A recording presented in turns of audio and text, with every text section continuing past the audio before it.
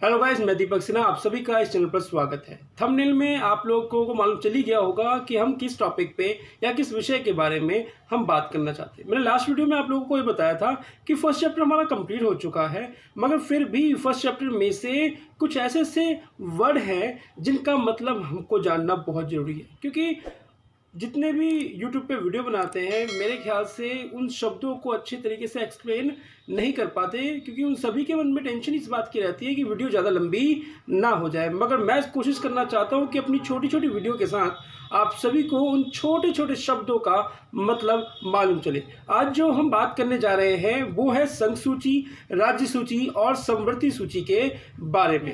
पहला है संघ सूची, दूसरा राज्य सूची और तीसरा समवर्ती सूची। मैं आप लोगों को बता दूं, संविधान के अंदर इन तीनों सूचियों के अंदर कुछ विषय ऐड किए गए हैं।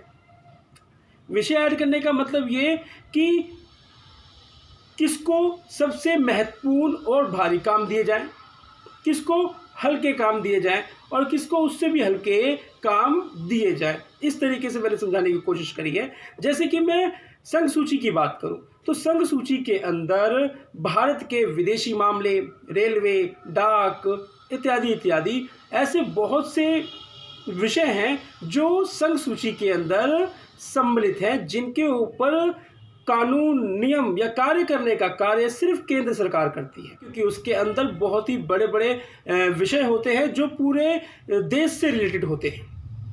आशा करता हूं संघ सूची के बारे में आपको मालूम चल गया होगा। सॉरी, इसमें मैं एक बात बताना तो भूल ही गया।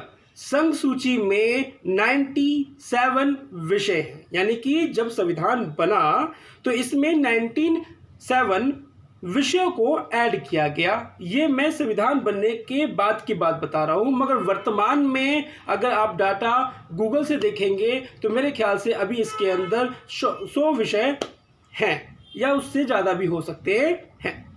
तो आइए अब बात करते हैं दूसरी सूची की, जिसे हम कहते हैं राज्य सूची।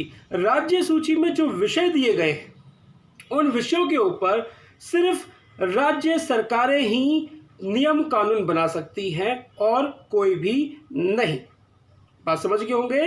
राज्य सूची के अंदर जितने भी विषय दिए गए हैं उनके ऊपर सिर्फ राज्य सरकार ही कानून बना सकती है, और राज्य सूची के अंदर 66 विषय होते हैं। और वर्तमान में आपको गूगल पे सर्च करना पड़ेगा कि वर्तमान में राज्य सूची में कितने विषय हैं। लास्ट हमारा पॉइंट समवर्ती सूची। इस सूची के अंदर 47 विषय हैं और इन विषयों के ऊपर केंद्र सरकार और राज्य सरकार दोनों मिलकर कार्य करती है। सही सुना आपने, केंद्र सरकार और राज्य सरकार दोनों मिलकर समवर्ती सूची के विषय पर कार्य करती है। आशा करता हूं आप लोगों को तीनों पॉइंट समझ में आ गए होंगे। मैं इसी तरीके से छोटे छोटे पॉइंट्स, छोटे छोटे शब्द जिनका यूज़ पूरी पोल साइंस की बुक में यूज़ होता रहेगा, तो मैं चाहता हूं कि मैं उन छोटे छोटे शब्दों को आपके सामने लेके आऊं, एक छोटी सी वीडियो बना के उस शब्दों का मतलब आपको समझा दूं। अगर आपको उन शब्दों का मतलब मालूम है, वेल एंड गुड। अगर जिन बच्चों को उन शब्दों का मतलब मालूम नहीं है तो थंबनेल पर टच करके उस वीडियो को पूरा देख लेना, सारे डाउट क्लियर हो जाएंगे। तो मिलते हैं अपनी नेक्स्ट वीडियो में। अपना और अपने परिवार का ध्यान रखें, संविधान के नियमों के साथ चले। जय हिंद, जय भारत। लास्ट का सलूट रह गया।